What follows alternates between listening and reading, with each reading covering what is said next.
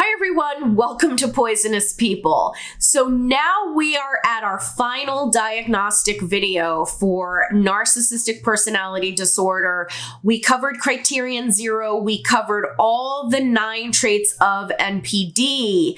But did you know that the DSM-5 also offers alternate criteria for diagnosing NPD? So if you're not satisfied with the 9 traits that we just reviewed in the previous videos, or if you think that that set of criteria is not really capturing the true essence of NPD, this is what the alternate criteria is for. So in order to find that alternate criteria, we need to skip ahead 90 pages in the DSM, where we find the alternative DSM-5 model for personality disorders. So what you're looking at right here is the introduction to this section. So what they're saying here is that they have written an alternative model for 6 personality disorders, 1 from cluster A, 3 from cluster B, and 2 from cluster C. If we go further down the page on 761,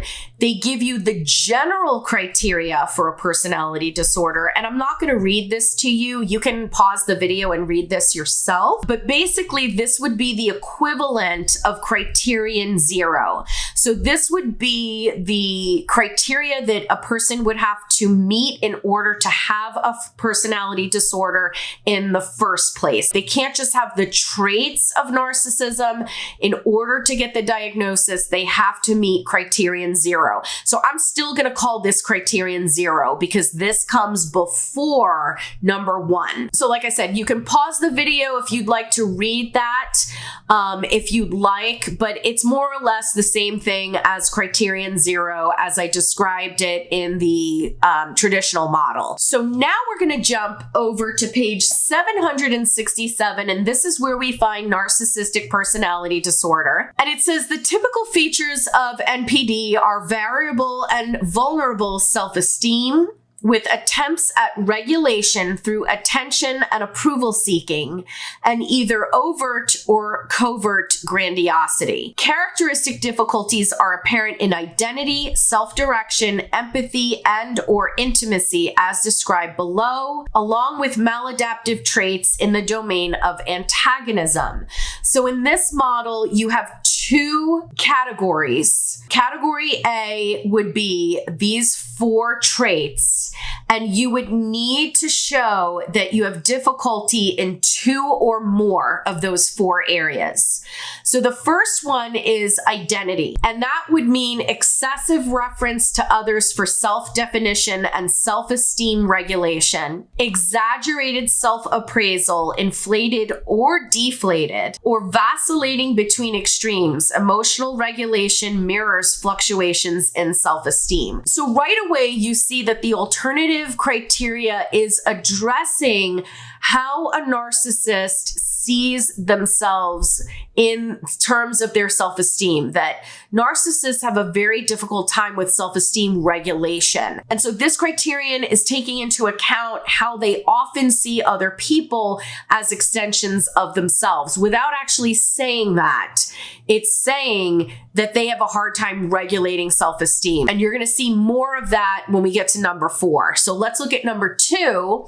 Number 2 is self-direction. Goal setting based on gaining approval from others. Personal standards unreasonably high in order to see oneself as exceptional, or too low based on a sense of entitlement, often unaware of own motivations. So again, you can see that they're still maintaining the original 9 criteria, but the 9 criteria are kind of being repackaged in a way that might be a little bit easier to understand from a narcissist perspective, whereas the previous model is more kind of like how we might view NPD.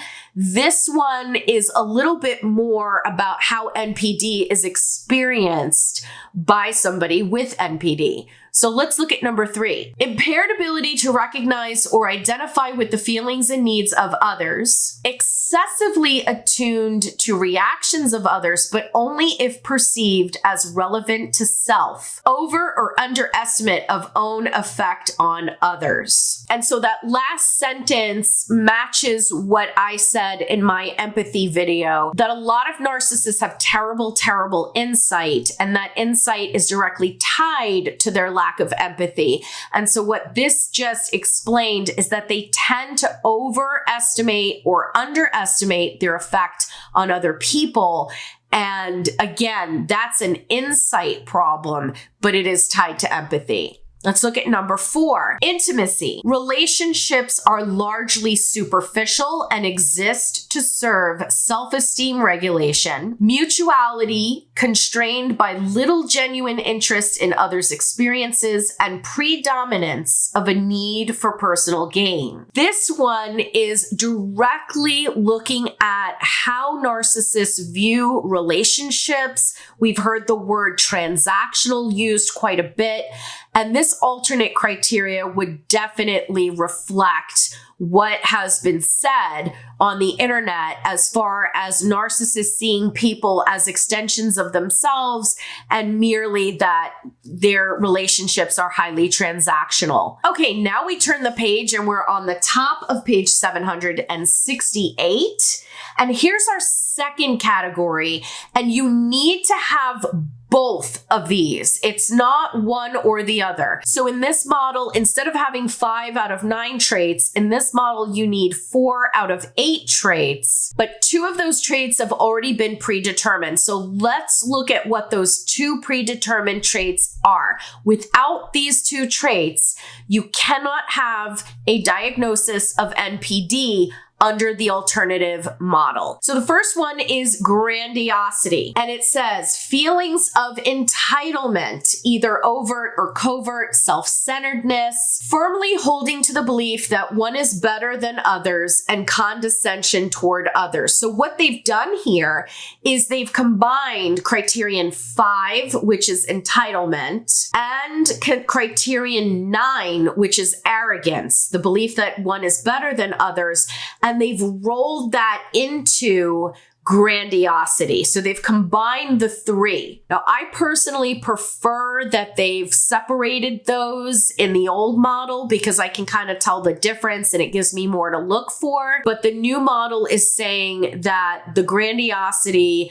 is a requirement. So if somebody is not entitled and not arrogant and not grandiose, then they cannot be diagnosed with NPD. And the second one is attention seeking. And it says excessive attempts to attract and be the focus of the attention of others, admiration seeking. So that's just kind of a rewrite of criterion number 4, requires excessive admiration. And so before we finish this video, let's just take into account what this last paragraph says.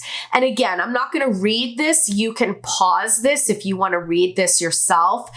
But basically what it's saying is that you may take into account additional personality features that are present in NPD, but not required for the diagnosis. So for example, you can consider that if somebody's manipulative, deceitful, or callous, you can take that into account even though they're not diagnostic criteria. Now, that doesn't mean you can use these other behaviors instead of this criteria. You would have to use the criteria, but what they're basically saying is that you can use these other signs to kind of help you along in your diagnosis.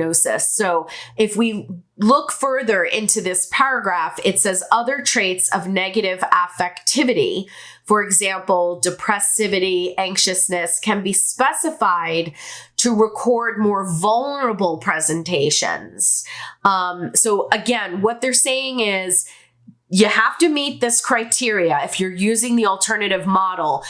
but it is acceptable to bring in other behaviors if you want to get like a better idea of the flavor of narcissism that you're dealing with. So you can look at something like depression and anxiety as leaning more toward vulnerable narcissism. So that's it. That's the alternative DSM-5 criteria for diagnosing NPD. Let me know in the comments what you think, because I know a lot of people are not so thrilled with the current model, and I'd love to hear your thoughts on this model. Did you even know this model existed? And now that you do, just know that you can use this as an extra tool for understanding this disorder. I'm Jen Guerriero, and this is Poisonous People. Thanks for watching.